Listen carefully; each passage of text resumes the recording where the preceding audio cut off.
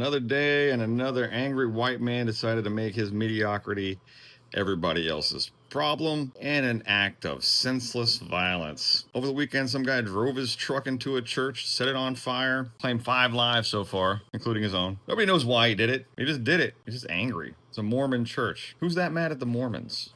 I mean, not since like early Sherlock Holmes stories has anyone really been that pissed at the Mormon. I mean, is it some kind of revenge for Charlie Kirk? You know, that shooter was a Mormon. You know, maybe this guy is doing it for Charlie. I don't know. Another guy last week opened fire on an ICE detention center and took out a couple of immigrants before taking himself out. It's ridiculous how many of these guys are coming out of the woodwork lately. I feel like a competent FBI would be catching some of these lunatics because they're leaving footprints online, right? At least a little bit. People are noticing there's some like irregularities in these people, I guess. I don't know. Violence against black people, historical black colleges and universities are getting threats. We've had people open fire on homeless encampments.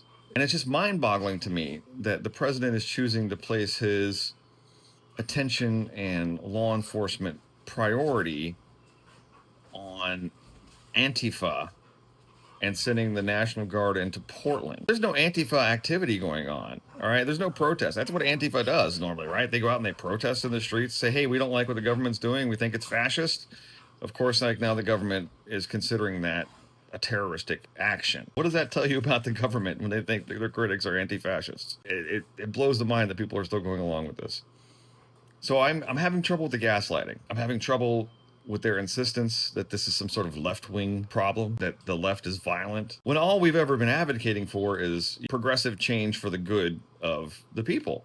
We want health care. We want a social safety net, right? We want, taxes to be used to help us and not just to kill brown people.